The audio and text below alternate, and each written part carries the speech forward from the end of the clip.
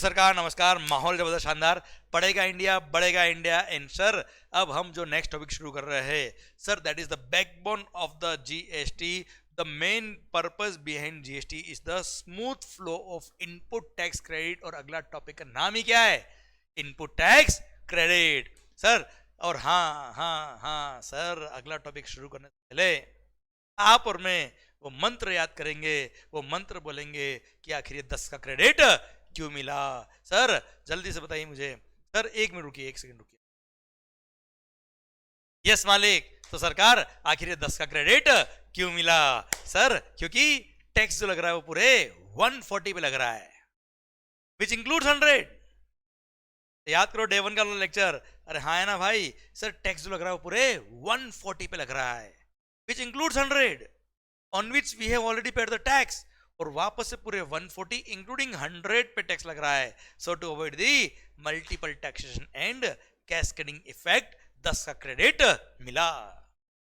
है ना मालिक? क्लियर? डन। तो सर 10 का क्रेडिट क्यों मिला शायद आपको समझ में आता है। आइए बच्चों उसी फंडामेंटल को यूज करके सर हम शुरू करते हैं टॉपिक अपना input tax credit. Section number 16 से लेकर 21 तक टॉपिक कवर करता है किसका? इनपुट टैक्स क्रेडिट का। सर आइए जो हमारे सिलेबस में है उसके बारे में हम बात करते हैं मस्त वाला माहौल के साथ बेटा। आओ बच्चों, input tax credit chapter number 5। आओ बच्चों, सबसे पहली बात section number 16। Very good Nishant, very good Bhavesh भाई, गुड चिराग सरकार, ऑल गुड, वेरी गुड। तो मालिक 10 का क्रेडिट क्यों मिला? क्योंकि सर ये हमने समझ लिया बेटा। अब किसको मिलेगा भाई 10 का credit? Section number 16 subsection 1 बोलता है क्या? Every registered person can take the input tax credit. Who can take the input tax credit? Every registered person can take the input tax credit of the GST paid on all the goods और services और both. Hello sir, सुनना बात को ध्यान से। कौन आता है क्या? Sir who can take the credit? Section number 16 subsection 1 says that every registered person can take the input tax credit of GST paid on goods or services or both which are used or intended to be used in the course or furtherance of business। मतलब sir जो भी goods और service और both आपने purchase किया है, अपने business के लिए परचेज किया है, और अगर आप जीएसटी में रजिस्टर्ड हो तो उन गुड्स और सर्विस और बोथ के लिए जो भी आपने जीएसटी पे किया उन सब का आपको आईटीसी मिलेगा। और ध्यान रखना गुड्स यूज्ड और इंटेंडेड टू बी यूज्ड, मतलब अगर आपने सर गुड्स खरीदे पर बाद में यूज करोगे, सर अगर आप उन गुड्स को बाद में यूज करोगे तो भी क्रेडिट अभी ले लो ना, कोई दिक्कत नहीं अगर आपने परचेज कर लिया तो, क्योंकि पुट टू यूज का कोई कॉन्सेप्ट यहाँ पे नहीं है। गुड्स खरीदा क्रेडिट लो, हमें कोई दिक्कत नहीं है। जैसे इनकम टैक्स में होता है ना डेप्रिसिएशन में पुट टू यूज होगा तो डेप्रिसिएशन मिलेगा, ऐसा यहाँ पे कॉन्सेप्ट नहीं है। आपने परचेज कर लिया, एक्स्ट्रा मशीन परचेज करी, 2 एक्स्ट्रा पड़ी है बेटा, कोई दिक्कत नहीं। पुट टू यूज जब करेंगे तब करेंगे, क्रेडिट अभी ले ले सर अगर ये बिजनेस के लिए परचेज किया तो। क्लियर? डन सरकार, I hope you are getting the point. Nishant भाई बोल रहे सर आज कैमरा को भी छुट्टी चाहिए सर। सर नहीं यार एक्चुअली आज पता नहीं पहली बार ऐसा कैमरा में हो रहा है, देखेंगे कुछ फायर लूज हो। ओके सर यहां तक क्लियर है क्या मालिक? चलिए तो sir in case of GST section number 16 subsection 1 कहता है क्या? Every registered person can take the input tax credit of GST paid on goods or service or both which are used or intended to be used in the course or furtherance of his business। Clear?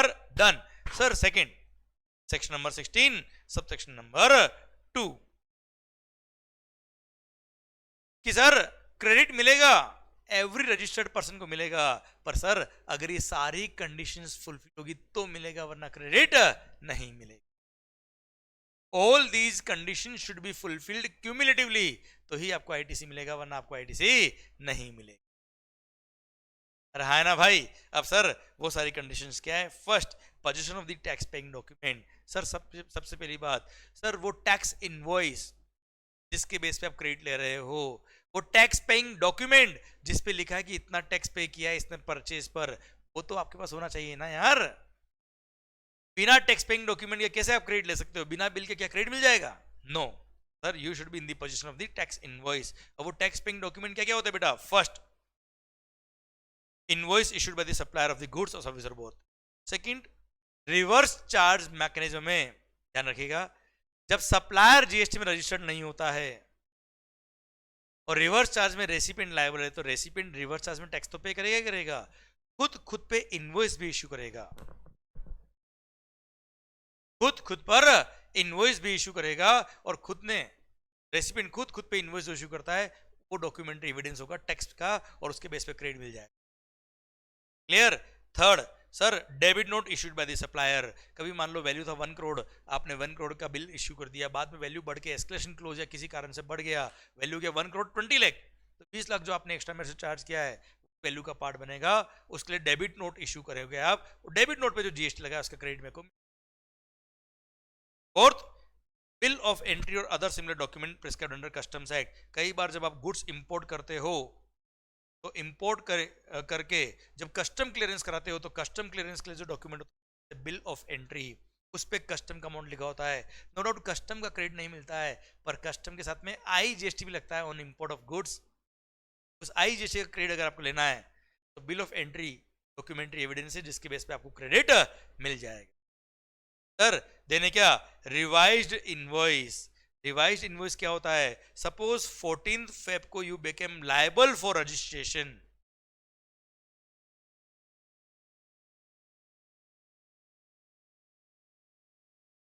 आपने application for registration ये दिया था कब? 1 मार्च को। Clear? Registration certificate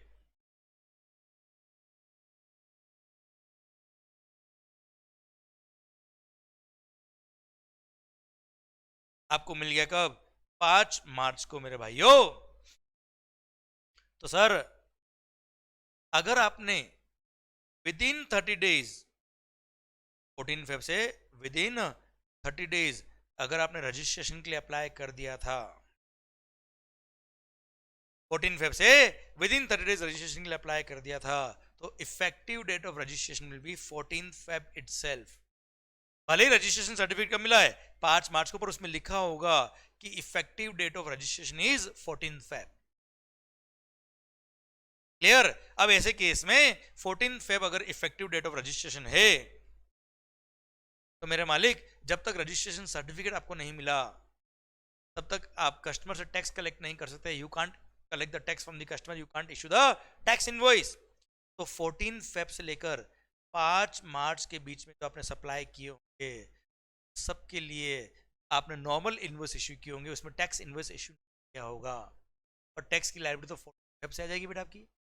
इसीलिए sir 5 मार्च से 1 महीने के अंदर issue the revised tax invoice, और रिवाइज्ड टैक्स इनवॉइस अगर आपने इशू कर दिया तो उसके बेस पे कस्टमर को आईटीसी मिल जाएगा, क्योंकि उस रिवाइज्ड टैक्स इनवॉइस में टैक्स का अमाउंट लिखा होता है। Customer can claim the input tax credit on the basis of revised tax invoice.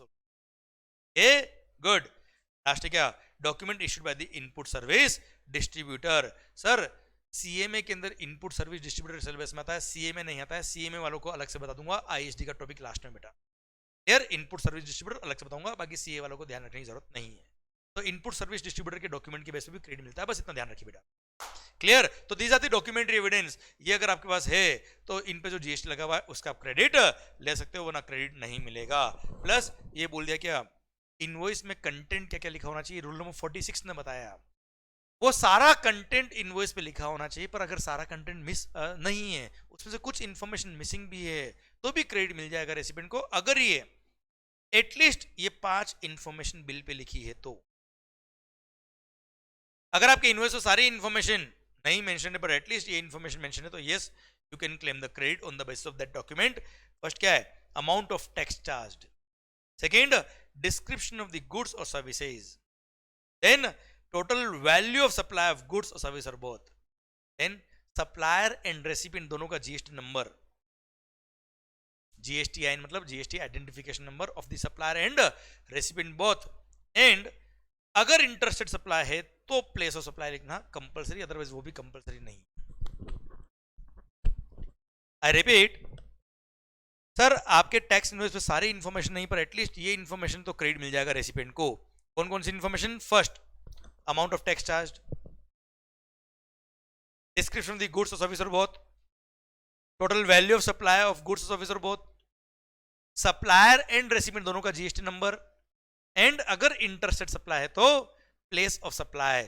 At least ये सारी इंफॉर्मेशन तो बिल पे होनी ही चाहिए, वरना रेसिपिएंट को क्रेडिट नहीं मिल पाएगा। क्लियर? समझे मेरी बात? डन। ये हो गया क्या? First condition section number 16 sub section 2 clause number A कि ये सब डॉक्यूमेंट्री एविडेंस होंगे तो क्रेडिट की बात करना, वरना क्रेडिट की बात तो आती ही नहीं है। आइए second condition clause number double A, बड़ा ही सुंदर पॉइंट है sir. Auto population of the input tax credit in GSTR two B. Sir होता क्या है, सप्लायर एवरी मंथ अपना जीएसटीआर 1 फाइल करता है, और जिन्होंने क्यूआरएमपी स्कीम ले रखी है, क्वार्टरली रिटर्न फाइल करने का स्कीम ले रखा है, उन लोगों को बोल दिया क्या, तुम क्वार्टरली जीएसटीआर 1 फाइल करोगे, पर क्वार्टर खत्म होने से पहले first 2 month of the quarter के लिए आप इनवॉइस फर्निशिंग फैसिलिटी यूज करके इनवॉइसेस फर्निश कर सकते हो। अब सर या तो सप्लायर ने अपना जीएसटीआर 1 फाइल किया होगा या इनवॉइस फर्निशिंग फैसिलिटी यूज करके इनवॉइस फर्निश किए होंगे, तो उसमें जो इनवॉइस या डेबिट नोट लिखे हुए हैं जिसका आप क्रेडिट ले रहे हो, सर क्या होता है, सप्लायर जब अपना जीएसटीआर 1 या इनवॉइस फर्निशिंग फैसिलिटी यूज करके इनवॉइस फर्निश करता है, तो ऐसे केस में क्या होता है, वो उधर से जीएसटीआर 1 फाइल करेगा, इधर से वो इनवॉइस रेसिपिएंट के जीएसटीआर 2B में ऑटो पॉपुलेट होकर दिखेगा बेटा। तो सर अगर इनवॉइस आपके जीएसटीआर 2B में ऑटो पॉपुलेट होकर आ रहा है तो ही क्रेडिट मिलेगा, वरना क्रेडिट नहीं मिलेगा। द इनवॉइस और डेबिट नोट जिसका आप क्रेडिट ले रहे हो should be auto populated in the GSTR 2B अगर सप्लायर ने सही तरीके से जीएसटीआर 1 फाइल किया या इनवॉइस फर्निशिंग फैसिलिटी यूज करके इनवॉइस फर्निश किए तो। और हाँ सर, अभी हम आगे रिटर्न वाला चैप्टर जब पढ़ेंगे तब आप बताऊंगा कि अगर जीएसटीआर 1 फाइल कर दिया एसएससी ने, पर रिटर्न फाइल करना बाकी है, अभी 3B फाइल करना बाकी है बेटा। जीएसटीआर 1 फाइल कर दिया पर जीएसटीआर 3B फाइल करना बाकी है, उससे पहले अगर उसको जीएसटीआर 1 में कोई गलती पकड़ में आ गई तो जीएसटीआर 1A के थ्रू वो अमेंडमेंट कर सकता है in the form number GSTR 1।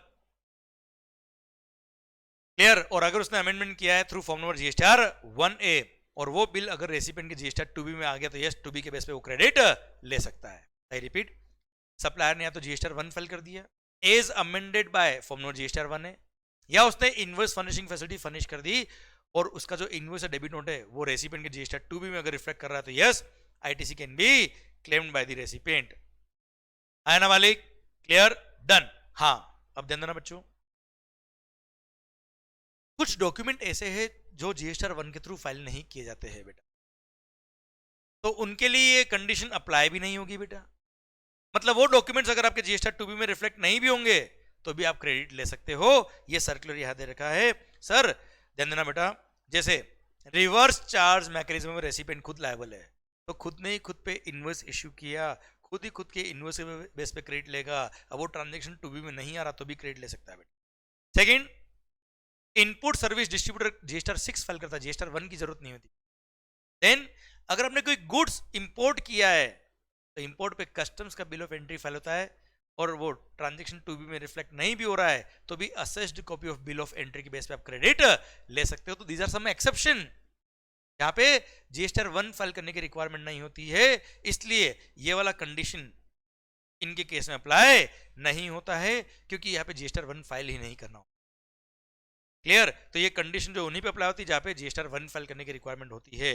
या देखिए, tax payers may avail full ITC in respect of IGST paid on import, documents issued under reverse charge mechanism, credit received from ISD etc. which are outside the ambit of section number 37 subsection 1. तो since GSTR 1 file ही नहीं करना होता है, उन पे section number 37 subsection 1 लगता ही नहीं है, तो वहां पे तो डायरेक्ट इन डॉक्यूमेंट के बेस पे आप क्रेडिट लेना, भले वो क्रेडिट जीएसटीआर 2B में नहीं आ रही तो भी चलेगा बेटा। क्लियर?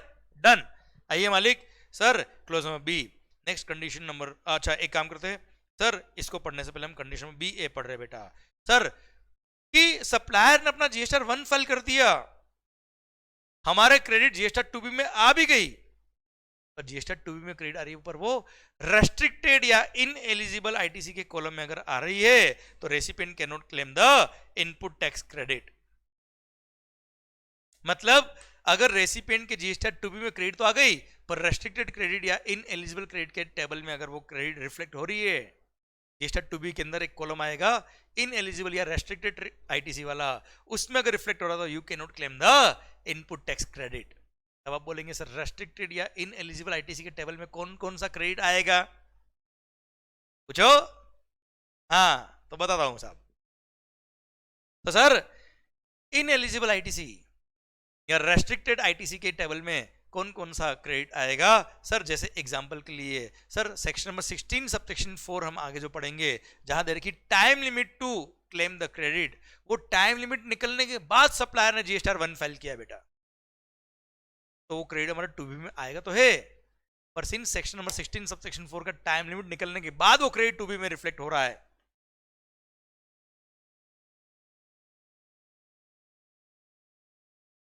इसलिए हमको वो क्रेडिट नहीं मिलेगा सर। और वो ऑटोमेटिक रेस्ट्रिक्टेड आईटीसी या इन एलिजिबल आईटीसी के टेबल में वो क्रेडिट रिफ्लेक्ट करेगा बेटा, क्लियर। तो सर रेस्ट्रिक्टेड और इन एलिजिबल आईटीसी के टेबल में अगर कोई क्रेडिट आ रहा है तो you can not claim the credit. एक और एग्जांपल, जहां पे सप्लायर का लोकेशन और प्लेस ऑफ सप्लाई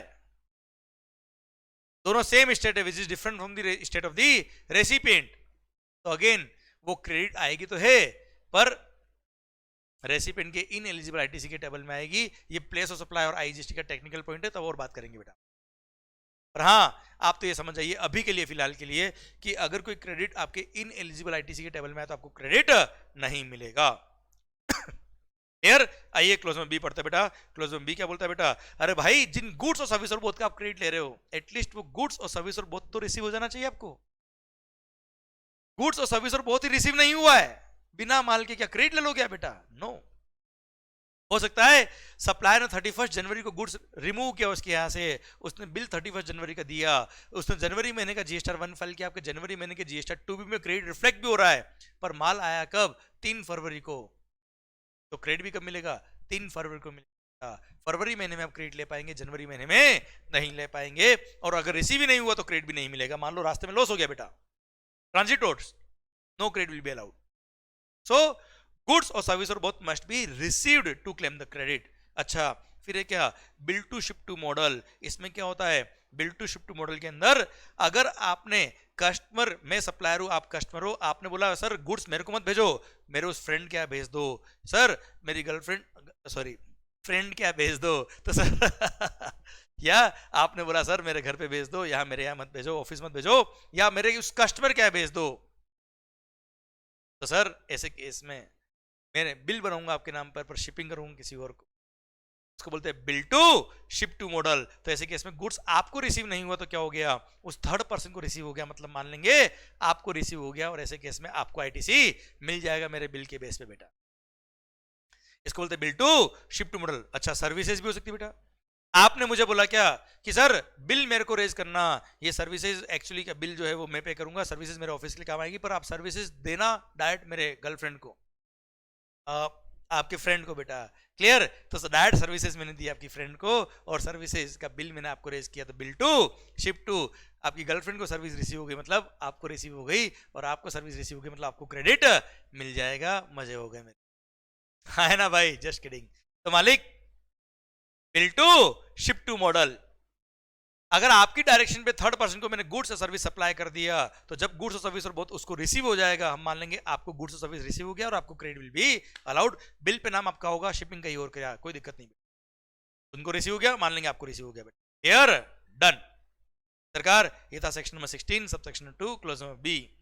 फिर क्या क्लोज नंबर सी, कि भाई जो बिल पे जीएसटी लगा हुआ है जिसका आप क्रेडिट ले रहे हो, वो टैक्स तो कम से कम गवर्नमेंट को मिल जाए, कि tax has been paid to the government. अगर सप्लायर लायबल है फॉरवर्ड चार्ज मैकेनिज्म में तो सप्लायर टैक्स पे करेगा, और रिवर्स चार्ज मैकेनिज्म में रेसिपिएंट लायबल तो रेसिपिएंट गवर्नमेंट को टैक्स पे करेगा। कुल मिला के टैक्स गवर्नमेंट को मिल जाना चाहिए बेटा, और टैक्स अगर गवर्नमेंट को मिल गया तो yes credit can be availed by the recipient, clear sir. और हाँ अब मेरे मालिक यहाँ पे एक कंडीशन अटकती है कि गवर्नमेंट को टैक्स पे हो जाना चाहिए। अब सर सवाल आता है क्या, सप्लायर ने अपना जीएसटीआर 1 फाइल कर दिया, हमारे टू बी में क्रेडिट रिफ्लेक्ट हो गई, हमने क्रेडिट ले लिया, पर हमको क्या पता कि उस सप्लायर ने जीएसटी 3B फाइल किया कि नहीं किया, उसने अपना टैक्स पे किया कि नहीं किया, हमको पता कैसे पड़ेगा? And how we will track that amount? तो उसके लिए सर गवर्नमेंट ने बोल दिया क्या, एज पर सेक्शन 41 एक बार आप प्रोविजनल बेस पे क्रेडिट ले लेना बेटा। क्लियर? प्रोविजनल तो नहीं बोलेंगे, मैं तुम्हें बताता हूं बेटा, प्रोविजनल वर्ड यूज मत करिएगा। सर सेक्शन 41 क्या बोलता है, red with rule number 37A, कि एक बार विश्वास रखो और क्रेडिट ले लो। विश्वास क्या रखो? कि सप्लायर गवर्नमेंट को टैक्स पे कर देगा। ठीक है मालिक, गवर्नमेंट क्या बोलता है, GST levied on supplies actually pay to the government. Clear? Supplier ने जीएसटी 1 फाइल किया, आपके 2B में क्रेडिट रिफ्लेक्ट हुआ, आप क्रेडिट ले लो। ये विश्वास रखे कि सप्लायर अपना टैक्स पे कर देगा। पर अगर उसने आपका विश्वास तोड़ा है, अगर उसने दिल के टुकड़े टुकड़े कर दिए, बाद में आपको क्रेडिट रिवर्स करनी पड़ेगी अलोंग विथ इंटरेस्ट। और अगर सब्सिक्वेंटली वो सप्लायर गवर्नमेंट को बाद में टैक्स पे कर देता है, then you can re avail the credit. वो कोई प्रॉब्लम वाली बात नहीं है। I repeat sir, section 41 read with rule number 37A क्या बोलता है बेटा, कि सप्लायर ने सर जो गुड्स या सर्विस आपको सप्लाई किया है, उसका इनवॉइस उसने फर्निश कर दिया थ्रू जीएसटीआर 1, वो आपके 2B में रिफ्लेक्ट हो गया, आप क्रेडिट ले लो बेटा। पर अगर उस सप्लायर ने उस महीने का 3B फाइल नहीं किया, तो गवर्नमेंट थोड़ा इंतजार करेगी बेटा। थोड़ा इंतजार कब तक? जिस फाइनेंशियल ईयर से रिलेटेड वो इनवॉइस था, जैसे जनवरी महीने का जीएसटीआर 1 सप्लायर ने फाइल कर दिया, मैं सप्लायर आप रेसिपेंट, मैंने जनवरी महीने का जीएसटीआर 1 फाइल कर दिया, आपके जीएसटीआर 2B में क्रेडिट पहुंच भी गई बेटा। कहां पहुंच गई क्रेडिट? जीएसटीआर 2B में क्रेडिट पहुंच गया, पर मैंने 3B फाइल नहीं किया, तो भी एक बार आपने क्रेडिट ले लिया, विश्वास रखे कि मैं 3B फाइल कर दूंगा। पर ये विश्वास कब तक चलेगा बेटा? तो गवर्नमेंट ने बोल दिया क्या, जिस महीने का वो जीएसटीआर 1 था, उसका कॉरस्पॉन्डिंग 3B मेरे को फाइल करना पड़ेगा। कब तक? फाइनेंशियल ईयर खत्म होने के बाद 30 सितंबर या उससे पहले पहले। और 30 सितंबर या उससे पहले पहले अगर मैंने वो 3B उस जनवरी महीने का फाइल नहीं किया, तो रेसिपेंट को अब जो 30 नवंबर आने वाला है, उससे पहले पहले जो आईटीसी उसने अवेल किया था, वो आईटीसी क्या करना पड़ेगा? रिवर्स करना पड़ेगा, क्योंकि मैंने अपना कॉरस्पॉन्डिंग 3B फाइल नहीं किया। कब तक? 30 सितंबर तक बच्चा। और अगर 30 नवंबर या उससे पहले पहले रेसिपेंट ने अपना आईटीसी रिवर्स कर दिया, तो कोई तकलीफ नहीं है। पर 30 नवंबर के बाद उसने आईटीसी रिवर्स किया है, तो ऐसे केस में सर उसको 1 दिसंबर से इंटरेस्ट भी पे करना पड़ेगा रेसिपेंट को, अगर उसने वो आईटीसी यूज किया था तो बेटा। क्लियर? तो सरकार गवर्नमेंट ने क्या बोला, वापस से देखना बेटा सर, कि एक बार तो क्रेडिट ले लो और वो फाइनल क्रेडिट है सब, ये विश्वास रखो कि सप्लायर अपना टैक्स पे कर देगा, अपना 3B फाइल कर देगा। पर अगर उस सप्लायर ने बाय चांस सर फाइनेंशियल खत्म होने के बाद 30 सितंबर जो आ रहा है, वहां तक अगर उसने अपना 3B फाइल नहीं किया, तो रेसिपेंट को 30 नवंबर या उससे पहले पहले अपना वो कॉरस्पॉन्डिंग आईटीसी रिवर्स करना पड़ेगा, जिसका 3B फाइल नहीं किया उसने। एंड सर सब्सिक्वेंटली अगर मैं अपना रिटर्न फाइल कर देता हूं, 3B फाइल कर देता हूं, तो you can re avail the credit, वो कोई दिक्कत नहीं बेटा। पर हाँ, अगर मैंने 30 सितंबर तक रिटर्न फाइल नहीं किया, 3B फाइल नहीं किया, तो रेसिपेंट को 30 नवंबर या उससे पहले पहले आईटीसी रिवर्स करना पड़ेगा, वरना 1 दिसंबर से इंटरेस्ट भी चालू हो जाएगा, बाद में रिवर्स करेगा। तो 1 दिसंबर के बाद रिवर्स करेगा, तो 1 दिसंबर से 18% पर annum simple interest number of days के हिसाब से इंटरेस्ट पे करना पड़ेगा on the amount of ITC used, जो बाद में वो रिवर्स कर रहा है। इसलिए 30 नवंबर या उससे पहले पहले रिवर्स कर देना, अगर इंटरेस्ट पे नहीं करा। और हाँ, आपने रिवर्स कर दिया क्रेडिट, फिर 2 साल बाद मैंने अपना वो जनवरी महीने का जीएसटी 3B अब जाके फाइल कर दिया, तो yes recipient now can re avail the credit. और री अवेलमेंट ऑफ आईटीसी के लिए 16(4) का टाइम लिमिट अप्लाई नहीं होता है। और हाँ है ना, 16(4) का टाइम लिमिट अप्लाई नहीं होगा sir to re avail the ITC. Subsequently अगर सप्लायर अपना 3B फाइल कर देगा, रेसिपेंट कैन क्लेम द पूरा आईटीसी बेटा। क्लियर है मालिक? पक्का भगवान? Okay done. ये था आपका section number 16 subsection 2 clause number C read with section number 41 and rule number 37A। I hope पूरी पिक्चर क्लियर। पक्का मालिक? यस। आइए last condition section number 16 subsection 2 clause number D बोलता है क्या, फाइलिंग ऑफ रिटर्न भाई जो क्रेडिट ले रहा है रेसिपिएंट, उसने अपना रिटर्न मतलब GST-3B फाइल कर दिया होना चाहिए, और उसने रिटर्न ही फाइल नहीं किया तो क्रेडिट किस बात का बेटा? क्योंकि क्रेडिट लेते ही किसमें, GST-3B के अंदर लेते हैं, तो रेसिपिएंट अपना रिटर्न फाइल कर दिया होना चाहिए। Clear, done. ये सेक्शन नंबर 16 सबसेक्शन 2 की सारी कंडीशंस खत्म होती है। अब शायद पूरा पॉइंट समझ में आया बेटा आपको, शायद मेरा पूरा पॉइंट आप तक पहुंच गया बेटा। ये सेक्शन नंबर 16 सबसेक्शन 2 की सारी कंडीशन खत्म होती है। अब बेटा अच्छा, चिराग भाई का पॉइंट है, क्या रेसिपिएंट के पास ये अधिकार है कि वो सप्लायर से इंटरेस्ट जो उसको लगा है वो रिकवरी करे? ये सप्लायर और रेसिपिएंट का बिजनेस डीलिंग है बेटा, उनके कॉन्ट्रैक्ट में क्या लिखा है उस अकॉर्डिंग डिपेंड करेगा। अदरवाइज सरकार, गवर्नमेंट जो है, गवर्नमेंट तो रेसिपिएंट से इंटरेस्ट रिकवरी करेगी अगर 30 नवंबर या उससे पहले पहले उसने ITC रिवर्स नहीं किया तो। ठीक है बेटा चिराग, चलिए सरकार आइए, सेक्शन नंबर 16 सबसेक्शन 2 में एक प्रोवाइजो दे रखा है कि सर अगर कभी भी गुड्स लॉट्स या इंस्टॉलमेंट में रिसीव होता है, देना सर इंटरमीडिएट के अंदर ये बड़ा फेवरेट क्वेश्चन होता है बेटा, क्वेश्चन ITC का बनता है, उसमें एक पॉइंट डाल देते बेटा कि अगर कभी भी गुड्स लॉट्स या इंस्टॉलमेंट में आएंगे तो क्रेडिट कब मिलेगी? जब लास्ट लॉट या लास्ट इंस्टॉलमेंट रिसीव होगा तब रेसिपिएंट को पूरे लॉट का क्रेडिट मिलेगा, अदरवाइज प्रोपोर्शनेट क्रेडिट नहीं मिलता है। सर कई बार क्वेश्चन क्या आता है, 5 लॉट में गुड्स आएगा, 5 इंस्टॉलमेंट में गुड्स आएगा, सेकेंड इंस्टॉलमेंट तक गुड्स आ गया है, थर्ड फोर्थ फिफ्थ इंस्टॉलमेंट बाकी है, क्या करने का?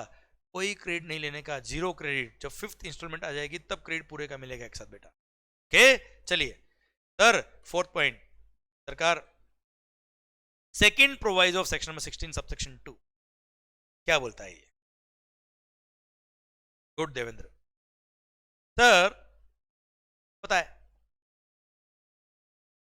सारी कंडीशंस पूरी, 6 की 6 कंडीशन पूरी, कि टैक्स पेइंग डॉक्यूमेंट भी आ गया, GST-2B में भी क्रेडिट आ रहा है, इन एलिजिबल में नहीं आ रहा है, गुड्स और सर्विस और बहुत रिसीव हो गया है, सर सप्लायर ने अपना 3B फाइल कर दिया, टैक्स पे कर दिया गवर्नमेंट को, रेसिपिएंट ने अपना रिटर्न फाइल कर दिया, सब कुछ हो गया, सारी कंडीशन पूरी, पूरे क्रेडिट मैंने ले लिया। But if the recipient fails to make payment to the supplier, अगर मैं सप्लायर का पैसा खा गया तो जितना पैसा मैं उसका खा गया उतना मेरे को प्रोपोर्शनेट क्रेडिट भी रिवर्स करना पड़ेगा। ये section number 16 subsection 2 second proviso, ये 180 डेज का टाइम लिमिट दे रखा है बेटा, बताता हूं मैं आपको।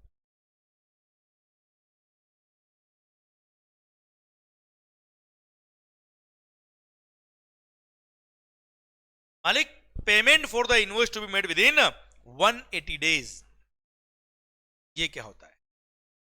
इफ द रेसिपिएंट, ध्यान से सुनना, मैं हूं आप चलो कस्टमर, मैं हूं सप्लायर, सप्लायर ने गुड्स या सर्विस बहुत आपको सप्लाई कर दिया, सप्लायर ने गुड्स और सर्विस और बहुत आपको सप्लाई कर दिया। नाउ रेसिपिएंट अगर मेरे को पेमेंट नहीं कर रहा है, if he fails to make payment to the supplier within 180 days from the date of issue of invoice, जिस दिन इनवॉइस की डेट थी वहां से 180 दिन में if you failed to make the payment to Mangal, ऐसे केस में सर जितना payment you failed to make payment to the Mangal, उतना प्रोपोर्शनेट इनपुट टैक्स क्रेडिट आपको क्या करना पड़ेगा? रिवर्स करना पड़ेगा। मतलब सरकार ने क्या किया, सप्लायर को बोला चिंता मत कर, तेरा अगर वो पैसा खा जाएगा तो हम उसका क्रेडिट रिवर्स करवा देंगे। तो पता है मेरे को ये नहीं बोला कि तेरा पैसा अगर वो खा जाएगा तो तेरा टैक्स भी हम तेरे को रिफंड कर देंगे, सर ऐसा नहीं बोला। मेरे से टैक्स कब लिया? टाइम ऑफ सप्लाई पे, टाइम ऑफ सप्लाई कब था? Date of issue of invoice. मेरे से तो टैक्स तभी ले लिया उन्होंने बेटा, और फिर आपने अगर मुझे पेमेंट नहीं किया तो आपका क्रेडिट भी रिवर्स करवा दिया, और मेरे को क्रेडिट का कोई टैक्स का कोई रिफंड भी नहीं दिया। तब दोनों की लड़ाई में मजे कौन ले गया? गवर्नमेंट। सप्लायर को सर टैक्स तो सप्लायर से ले लिया, रेसिपिएंट से क्रेडिट भी रिवर्स करा दिया, दोनों के झगड़े मजे किसके हो गए?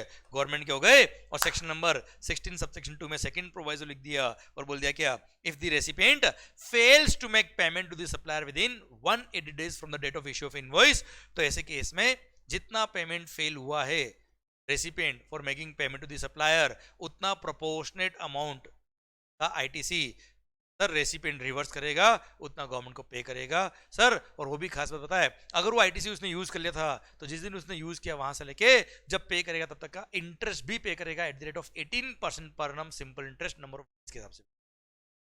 जिस दिन से आईटीसी उसने यूज किया था रेसिपिएंट ने, वहां से लेके जब गवर्नमेंट को पे करेगा आईटीसी रिवर्स करेगा तब तक का इंटरेस्ट 18% पर annum। और सेकंड बात सर, अगर subsequently if the recipient makes payment to the supplier, अब रेसिपिएंट आया और मेरे को पूरा पेमेंट कर देता है तो जितना पेमेंट उसने मेरे को किया है उतना proportionate ITC you can re avail. और री अवेलमेंट ऑफ आईटीसी के लिए सेक्शन नंबर 16 सब सेक्शन 4 का टाइम लिमिट अप्लाई नहीं होता है। अरे क्लियर, समझे मेरी बात? डन। एक बात और, अब इसका एक एक्सेप्शन है बेटा। फर्स्ट, रिवर्स चार्ज मैकेनिज्म, मतलब जहां जहां रिवर्स चार्ज मैकेनिज्म लगता है वहां रेसिपिएंट जो है वो खुद ही गवर्नमेंट को टैक्स पे करेगा, खुद ही क्रेडिट लेगा, भले सप्लायर का पैसा खा जाओ, कोई दिक्कत वाली बात नहीं है। गवर्नमेंट क्या बोलती है, अगर रिवर्स चार्ज मैकेनिज्म में रेसिपिएंट लायबल है तो वो डायरेक्ट क्या करेगा, टैक्स का अमाउंट गवर्नमेंट को पे करेगा और क्रेडिट लेगा। जैसे 1 करोड़ का बिल था तो सप्लायर का पैसा खा जाओ, कोई तकलीफ नहीं है, हमारा टैक्स दे देना, हमारा क्रेडिट ले लेना, हमें कोई दिक्कत। तो दिस इज द एक्सेप्शन। यहाँ पे बोल दिया क्या, अगर रिवर्स चार्ज मैकेनिज्म में रेसिपिएंट लायबल है तो वहां पे प्रोविजंस ऑफ दिस 180 डेज वाला प्रोविजन अप्लाई नहीं होता है, वहां सप्लायर का पैसा खा जाओ, कोई दिक्कत नहीं है सर, हम क्रेडिट दे देंगे सर। क्लियर? डन। अच्छा, कुछ नोट हो रहे, जो भी ट्रांजेक्शन शेड्यूल नंबर 1 में कवर है बेटा, वो तो those transactions are without consideration, फिर भी सप्लाई मानते हैं, और सप्लाई है तो रेसिपिएंट को क्रेडिट मिलेगा ना बेटा। अगर टैक्स पे किया सप्लायर ने, रेसिपिएंट को क्रेडिट मिल जाएगा, भले वहां पेमेंट नहीं किया, और वहां पे ये प्रोविजन अप्लाई भी नहीं होगा क्योंकि recipient is not suppose to make any payment to the supplier, क्योंकि ट्रांजेक्शन ही विदाउट सप्लाई का है, विदाउट कंसिडरेशन का। जैसे मैंने अपने ब्रांच को ट्रांसफर किया, इंटरस्टेट ब्रांच ट्रांसफर किया गुड्स का बेटा, तो जो ब्रांच ट्रांसफर करी उसको सप्लाई है, उसको टैक्स पे करना, रेसिपिएंट यूनिट को क्रेडिट मिलेगा बेटा। वाह, मेरे को पेमेंट नहीं करेगी तो भी चलेगा बेटा, क्योंकि ट्रांजेक्शन वैसे भी कहां कवर है, शेड्यूल 1 में कवर है। Recipient does not fails to make payment. Second, sir अगर मान लो रेसिपिएंट ने मेरे बिहाफ पे थर्ड पर्सन को कुछ पेमेंट कर दिया है, याद है एफओआर बेस पे ट्रांजेक्शन था ट्रांसपोर्टेशन का, जहां पे you were suppose to make payment to me and I was suppose to transport the goods to your premises, तब जाके ओनरशिप ट्रांसफर होगी, रिस्क रिवॉर्ड ओनरशिप सब मेरा। वहां पे ट्रांसपोर्टर को डायरेक्ट आपने थर्ड पर्सन को पे कर दिया, ट्रांसपोर्टर को डायरेक्टली आपने पेमेंट कर दिया, ट्रांसपोर्टर को पे किया मतलब मेरे को ही पे किया ना है बेटा, तो उतना अमाउंट मानेंगे कि आपने मेरे को पे कर दिया, उतना अमाउंट मेरे को रिसीव हो गया। क्लियर? डन। और अगर आपने आईटीसी यूटिलाइज किया था और बाद में रिवर्सल की बता रही तो आपको रिवर्स करना पड़ेगा। If you fail to make payment to the supplier within 180 days, तो जिस महीने में आप टैक्स पे करेंगे अलॉन्ग विद इंटरेस्ट पे करेंगे 18% पर annum, जिस दिन आपने यूज किया था आईटीसी वहां से लेके जब पे करोगे तब तक का बेटा। क्लियर? डन। समझे मेरी बात? और subsequently if the recipient makes payment to the supplier, तो सर वहां पे recipient can reavail the ITC, section number 16(4) की टाइम लिमिट वहां पे अप्लाई नहीं होती है। और अगर आपने पार्ट पेमेंट किया तो proportional credit can be allowed to the recipient. जैसे आपने 1 करोड़ में से 20 लाख की पे किया तो 20 लाख का प्रोपोर्शनल क्रेडिट आपको मिल जाएगा, फिर हमने 30 लाख और पे किया, 30 लाख का प्रोपोर्शनल क्रेडिट और मिल जाएगा बेटा। 50 लाख पे नहीं किया तो 50 लाख का प्रोपोर्शनल क्रेडिट रिवर्स करो। हाँ है ना भाई? डन। समझे क्या मेरी बात? ये था आपका सेक्शन नंबर 16 सब सेक्शन 2 पूरा खत्म बेटा। क्लियर है जी? अब आइए sir section number 16 sub section 3। अगर आपने कोई कैपिटल गुड्स परचेज किया, कोई मशीन परचेज किया, मशीन के परचेज पे जीएसटी पे की, अब सर वो मशीन की वैल्यू तो सपोज 1 CR, उस पे जीएसटी था 18 लाख का, टोटल था 1 करोड़ 18 लाख की मशीन। अब 18 लाख का अगर आपने आईटीसी लिया है तो आपके बुक्स अकाउंट में मशीन का कॉस्ट कितना है? 1 करोड़ ही बेटा, तो डेप्रिसिएशन भी कितने मिलोगे? 1 करोड़ पे लोगे बेटा। क्लियर? पर अगर आपने डेप्रिसिएशन पूरे 1 करोड़ 18 लाख का ले लिया, आपने जीएसटी पोर्शन का भी डेप्रिसिएशन अगर ले लिया है, वैसे केस में आपको जीएसटी का क्रेडिट नहीं मिलेगा। हाँ, जीएसटी का क्रेडिट लेना है तो आप 1 करोड़ का डेप्रिसिएशन लो, हमें कोई दिक्कत नहीं है। और डेप्रिसिएशन अगर आपने जीएसटी वाले कंपोनेंट का भी ले लिया तो ITC will not be allowed. मतलब 18 लाख का या तो क्रेडिट ले लो या 18 लाख का आप डेप्रिसिएशन ले लो। हाँ, 1 करोड़ का डेप्रिसिएशन लो, हमें कोई दिक्कत नहीं बेटा, पर जीएसटी पोर्शन का भी डेप्रिसिएशन ले लिया, क्रेडिट विल नॉट। ये भी अगेन सर आईटीसी के चैप्टर का इंटरमीडिएट लेवल पे फेवरेट क्वेश्चन बेटा। सर जो न्यूमेरिकल क्वेश्चन में था उसमें एक पॉइंट ये भी डाल देते बेटा। ओके, चलिए section number 16 subsection 4, time limit to claim the credit. Time limit to claim the credit. और हाँ, एक बात और उससे पहले सिद्धार्थ का पॉइंट है, सर इंटरेस्ट सिंपल इंटरेस्ट होगा। हाँ, हमेशा पूरे जीएसटी में ध्यान रखना, जहां पे भी इंटरेस्ट की बात आ रही है हमेशा simple interest number of days के हिसाब से। ओके, चलिए मालिक, time limit for claiming the credit section number 16 subsection 4 बोलता है क्या, sir maximum time limit with in which you can claim the credit, you can avail the credit.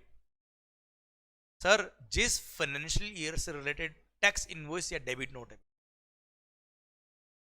जिस date को वो टैक्स इनवॉइस या डेबिट नोट इश्यू हुआ है, वो डेट वाला फाइनेंशियल ईयर जब खत्म होगा उसके बाद 30 नवंबर अगले फाइनेंशियल ईयर का 30 नवंबर और actual filing of annual return which ever is earlier तक आप क्रेडिट ले पाएंगे, उसके बाद क्रेडिट ना हो पाएगा। अरे क्लियर? आई रिपीट देखना निशांत, एक बार ये सुनना 16.4, फिर मैं 16.3 वापस रिपीट करता हूं बेटा, सुना। Time limit for availing the credit, जिस फाइनेंशियल ईयर से रिलेटेड वो टैक्स इनवॉइस या डेबिट नोट था, वो फाइनेंशियल खत्म होने के बाद 30 नवंबर या actual filing of annual return which ever is earlier, sir आप क्रेडिट अवेल कर सकते हो। उसके बाद क्रेडिट नहीं ले पाओगे, भूल गए या किसी कारण से क्रेडिट आपकी 2B में नहीं आया या किसी वजह से आपने क्रेडिट अवेल नहीं किया, तो बाद में क्रेडिट अवेल नहीं कर पाओगे। हाँ, एक बार क्रेडिट अवेल कर लिया था, बाद में किसी वजह से आपने रिवर्स किया, तो फिर you can reavail the credit, और रीअवेलमेंट के लिए 16.4 का टाइम लिमिट अप्लाई नहीं होता है, वो तो हम बात ऑलरेडी कर चुके हैं। क्लियर? सो सेक्शन नंबर 16.4 का टाइम लिमिट अप्लाई नहीं होता है फॉर रीअवेलिंग द क्रेडिट। और अवेलमेंट के लिए 30 नवंबर या actual filing of annual return whichever is earlier, और एनुअल रिटर्न फाइल करने की ड्यू डेट क्या बेटा, 31 दिसंबर या उससे पहले बेटा। तो actual filing of annual return या 30 नवंबर व्हिचएवर इज अर्लियर तक क्रेडिट ले लेना, नहीं तो बाद में क्रेडिट ना हो पाएगा। क्लियर? डन। सर अच्छा एक बात और, निशान मैंने बोला सर 16.3, अगर कोई मशीन आपने परचेज किया 1 करोड़ का, 18 लाख रुपए जीएसटी था, अगर आपको 18 लाख का आईटीसी चाहिए तो डेप्रिसिएशन केवल 1 करोड़ पे लेना बेटा। आपने डेप्रिसिएशन भी पूरे 1 करोड़ 18 लाख पे ले लिया, मतलब 18 करोड़ 18 लाख रुपए, जीएसटी कंपोनेंट का भी डेप्रिसिएशन ले लिया, तो भाई साहब अब कोई क्रेडिट नहीं मिलेगा। सिंपल। ओके, चलिए sir 16.4 time limit to claim the credit, उसके लिए एक सर्कुलर था बेटा। सर्कुलर क्या बोलता है बच्चों, बहुत ही सुंदर सर्कुलर है बेटा, एसएससी के फेवर की बात है सर। क्या हुआ, मान लो आउट ऑफ इंडिया से मैंने कोई सर्विसेज इंपोर्ट करी बेटा, या कोई भी ऐसी सर्विस थी जो रिवर्स चार्ज मैकेनिज्म में रेसिपिएंट की लायबिलिटी थी बेटा, और रिवर्स चार्ज मैकेनिज्म में रेसिपिएंट अगर लायबल है तो वही टैक्स पे करे। अब रेसिपिएंट लायबल है, रेसिपिएंट को टैक्स पे करना है, अब क्या हो गया साहब, सर खुद को खुद पे इनवॉइस इश्यू करना है, खुद को टैक्स पे करना है। अब सर रेसिपिएंट भूल गया, खुद पे इनवॉइस इश्यू करना भी भूल गया और सर टैक्स पे करना भी भूल गया। अब 2 साल बाद, एक एग्जांपल ले रहा हूं मैं बेटा, आफ्टर 2 इयर्स उसको याद आया कि अरे भाई मेरे को तो रिवर्स चार्ज में टैक्स पे करना था, या तो खुद को on his own as it नहीं याद आया, या डिपार्टमेंट के किसी ऑफिसर ने बताया, या ऑडिट के वक्त पता पड़ा कि सर गलती हो गई है वाली, अब रिवर्स चार्ज में टैक्स पे करना। अब 2 साल बाद वो रिवर्स चार्ज का खुद पे इनवॉइस इश्यू करता है और टैक्स पे कर देता है गवर्नमेंट को बेटा। पॉइंट आता है सर क्या?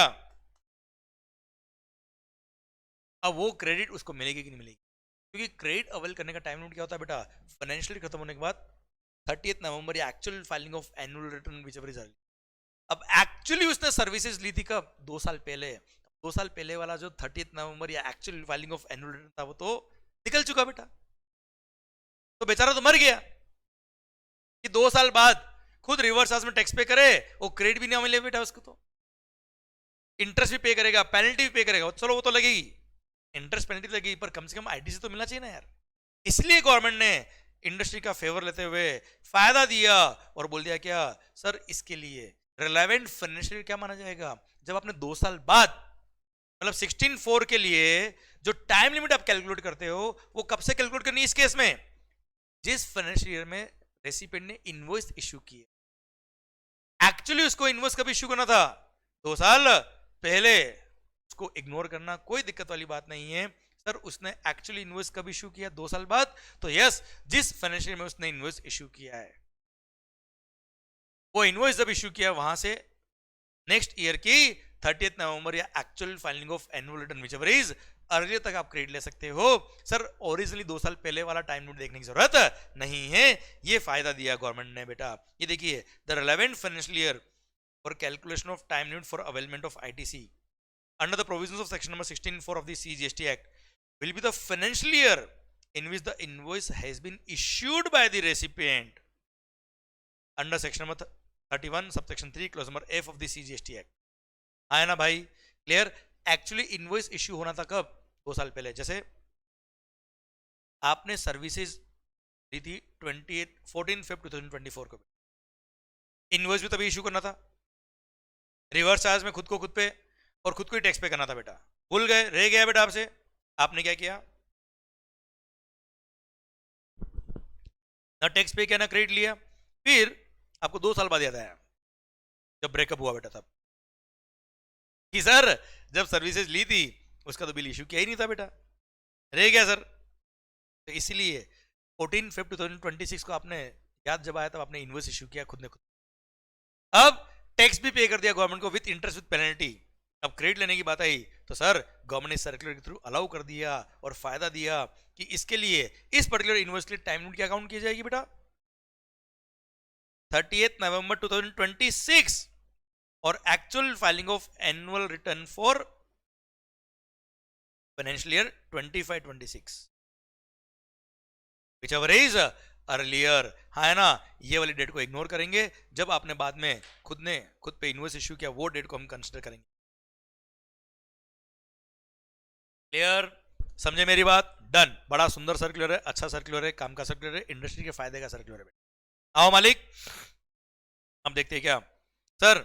Exception to section number 16 sub section number 4। अच्छा, वैसे देखा जाए तो ये retrospectively with effect from 1 July 17 apply किया है, फाइनेंस एक्ट 2024 के थ्रू इंसर्ट हुआ है। पर प्रैक्टिकली बात करें एग्जामिनेशन के लिए तो अभी ये सेक्शन काम का नहीं है आपके लिए। क्यों? पढ़ा रहा हूं, देखो ध्यान से, क्योंकि ये बात करता है किसके लिए? फाइनेंशियल ईयर 17-18, 18-19, 19-20 और 20-21 के लिए बेटा।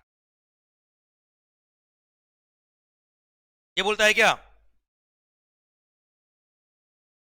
कि सेक्शन नंबर 16 सबसेक्शन 4 की जो टाइम लिमिट है वो इन फाइनेंशियल ईयर्स के लिए 17-18, 18-19, 19-20 और 20-21 के लिए the time limit for the purpose of section number 16 subsection 4 shall be 30th November 2021। 30 नवंबर 2021 मानी जाएगी, भले वो ईयर 17-18 क्यों ना बेटा। क्लियर? भले वो ईयर 19-20 क्यों ना है, उसके लिए sir time limit to claim the credit will be 30th November 2021। Clear? अब सर वो ईयर वैसे भी खत्म हो गया सर। 17-18, 18-19, 19-20, 20-21 का पुराना डिस्प्यूट जिसका था, पुराना झगड़ा जिनका था, जिन्होंने 30 नवंबर 2021 तक भी क्रेडिट ले ली थी, तो गवर्नमेंट बोला ठीक है चलेगा, जिसने क्रेडिट ले ली थी हम उसका अलाउ करेंगे बेटा। क्लियर? जो पुराना डिस्प्यूट था उसको खत्म करने के लिए पॉइंट डाला बेटा। के मालिक सरकार, ये था आपका क्या सेक्शन नंबर 16 सब सेक्शन 5 जो नया इंसर्ट हुआ, अभी कोई प्रैक्टिकली काम का नहीं रहा आपके एग्जामिनेशन के लिए। 17, 18, 18, 19, 19, 20 और 20, 21 के लिए जिन्होंने क्रेडिट 30 नवंबर 2021 तक ले ली थी उनका अलाउ कर दिया, उनके 16 नंबर 16 सब सेक्शन 4 का टाइम लिमिट जो ओरिजिनली था वो अप्लाई नहीं होगा, बस दैट्स इट। Okay done. अच्छा ये वाला जो पॉइंट है सेक्शन नंबर 16(6) इसको रखिएगा पेंडिंग। पेंडिंग इसलिए क्योंकि जब तक आप कैंसिलेशन ऑफ रजिस्ट्रेशन नहीं पढ़ेंगे, जब तक आप लोग revocation of cancellation of registration नहीं पढ़ेंगे, तब तक ये पॉइंट समझ नहीं पाएंगे। सर वो पढ़ाऊंगा, उससे लिंक कर दूंगा मैं उसी टाइम पे बेटा आपको। ओके, एक ये कॉमन नोट दे रखा है 16(5) और 16(6) के लिए। देखिए 16(5) और 16(6) रेट्रोस्पेक्टिव है कब से? 1 जुलाई 17 से। ये देखिए ये भी रेट्रोस्पेक्टिव है। 16(6) जो दिया वो भी रेट्रोस्पेक्टिव है। तो इनमें बोला कि जिन लोगों ने क्रेडिट पहले ही रिवर्स कर दी या जिन्होंने क्रेडिट नहीं ली थी, देखो इसमें बोला था क्या 30 नवंबर 2021 तक जिसने क्रेडिट ले ली थी हम अलाउ कर देंगे। और हम बोले सर हम तो लेने वाले थे पर हमने ली नहीं क्योंकि लॉ में ऐसा लिखा था। गवर्नमेंट क्या बोलती है, अब जिसका क्रेडिट जिसने नहीं लिया था या किसने रिवर्स कर दिया था उसका कुछ ना हो सकता है, उसका कुछ भी नहीं हो। मतलब जिन लोगों ने झगड़े किए, जिन लोगों ने डिस्प्यूट किए और क्रेडिट ले ली थी बेटा जबरदस्ती लॉ के बियॉन्ड जाके, उनको तो मजा आ गए। और जिन्होंने बेचारों ने लॉ की बात मानी उनकी बैंड बज गई। क्या लिखा? Further, no refund shall be made of all the taxes paid and the input tax credit reversed which would not have been so paid or not reversed had subsection number 5 or subsection number 6 been in force at all material times। अगर subsection 5 और 6 होते और आपको आप बोलते क्या उस time होते तो हम क्रेडिट ले लेते ना सर, वो तो नहीं थे, हमने क्रेडिट नहीं ली, तो कोई बात नहीं, अब कुछ नहीं हो पाएगा। जिन लोगों ने ले ली थी क्रेडिट उनको मिल गया।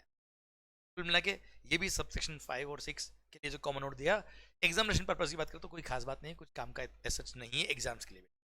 ओके, ये पुराने डिस्प्यूट को खत्म करने के लिए गवर्नमेंट इस तरह के प्रोविजंस ऐड करती है, और कोई नया झगड़ा नहीं हो जाए इसलिए इस तरह का कॉमन प्रोविजन डालती है बेटा, कि जिन्होंने क्रेडिट नहीं ली थी या रिवर्स करती थी वो लोग झगड़ा करने नहीं आ जाए। क्लियर? डन। इसी के साथ ये पूरा सेक्शन नंबर 16 खत्म होता है। अब आई hope you got the entire point. Sir एक बार सेक्शन नंबर 16 पूरा बोल दूं क्या? सेक्शन नंबर 16 सबसेक्शन 1, ध्यान पूरा मेरी तरफ बच्चों। Sir section number 16 subsection number 1 बोलता है क्या? Every registered person can take the input tax credit of GST paid on goods और सर्विस और both which are used or intended to be used in the course or furtherance of his business। Clear? Business लिखा होना चाहिए, भले put to use नहीं है कोई बात नहीं, intended to be used in the course और फर्दरेंस ऑफ बिजनेस होना चाहिए, तो क्रेडिट मिलेगा, वरना क्रेडिट नहीं मिलेगा। क्लियर? बिजनेस लिए काम आ रहा है, पर्सनल यूज के लिए काम नहीं आ रहा है, चलेगा सर, पर्सनल यूज में काम है, क्रेडिट नहीं मिलेगा बेटा।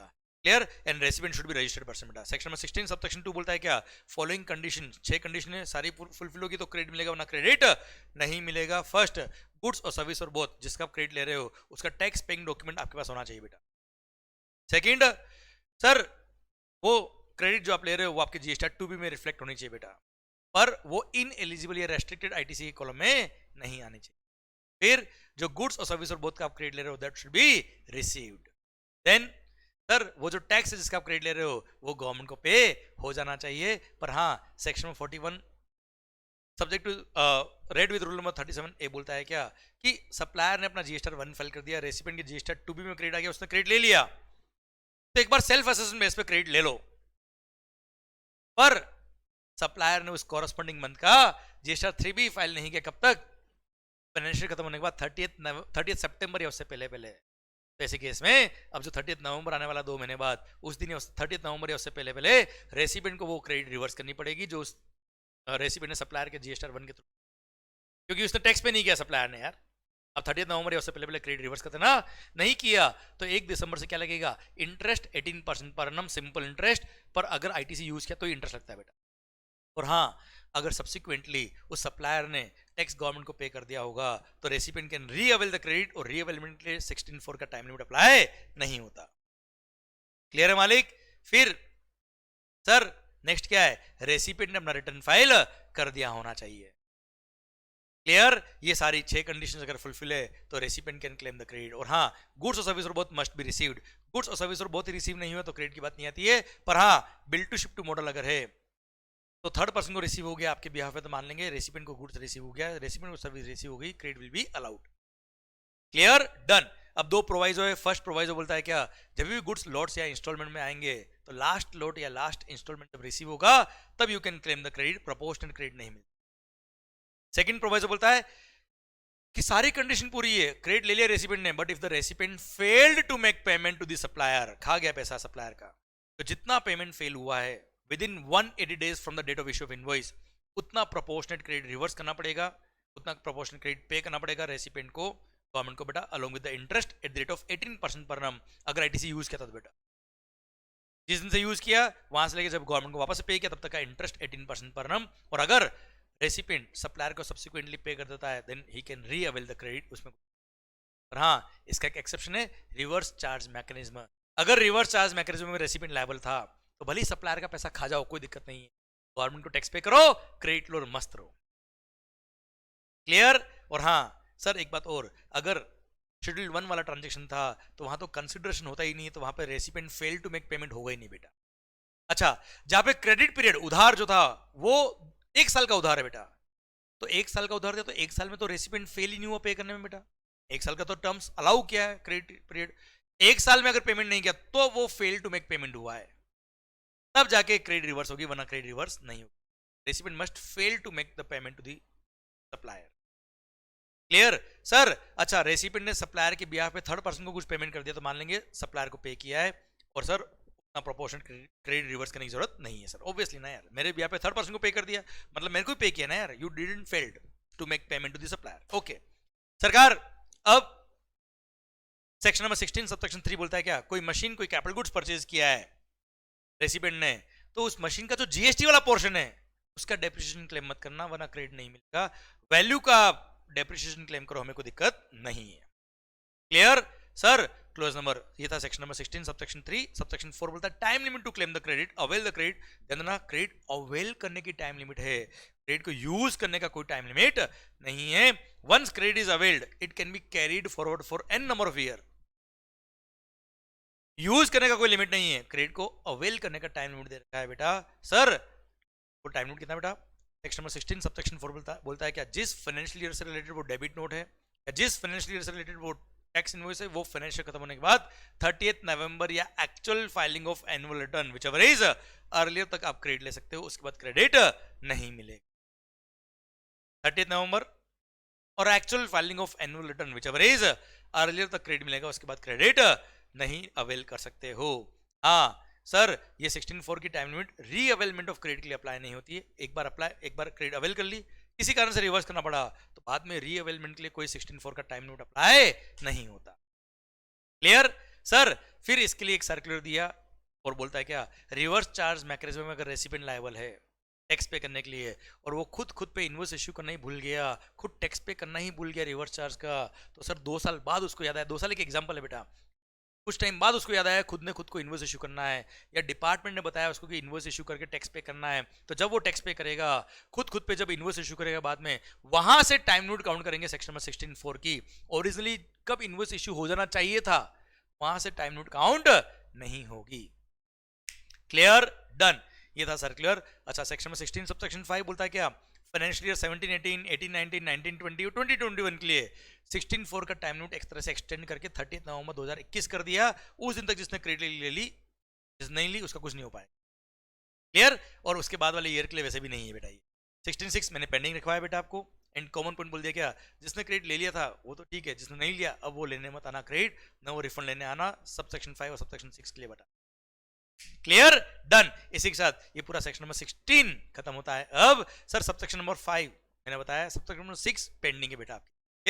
क्लियर? इसी के साथ भारत माता की जय. और इसी के साथ यहां तक जो हमने पढ़ा है, शायद आपके एंड पे रिवीजन भी हो गया, शायद मजा भी आया आपको, एंड सर माहौल बन रहा आपके एंड पे बच्चों. क्लियर? तो एक काम करते हैं, इसके बाद वाला टॉपिक हम पढ़ेंगे अगले सेशन बेटा, पर यहां तक आपके एंड पे होना चाहिए बेटा. भारत माता की जय. मस्त होके पढ़े, खुश होके पढ़े, एंड सर आपके एंड पे इसको रिवाइज जरूर करें बेटा. क्लियर? डन. तो सर ये हो गया क्या, हमारा आईटीसी का पूरा टॉपिक खत्म. जहां तक हमने पढ़ा वहां तक रिवाइज भी कर दिया, पर सर मेरा कंडीशन क्या है, जहां तक मैंने आपको पढ़ाया है वो आपके एंड पे आज ही रिवाइज होना चाहिए, तभी जाके मजा आएगा. You have the summary book also, you have the questioner book also. Sir question तो हम हर चैप्टर के बाद कर ही रहे बेटा, पर सर आपके एंड पे समरी बुक भी है, आपके पास चार्ट बुक भी है, वहां से अच्छे से रिवाइज करिए, मस्त होके पढ़े. Okay, thank you so much. दुआओं में याद रखिएगा. मिलते हैं अगले लेक्चर में. Thank you so much. यहाँ खत्म कर रहा हूँ, एंड सर मस्त होकर रिवाइज करिए. Thank you so much. Bye bye.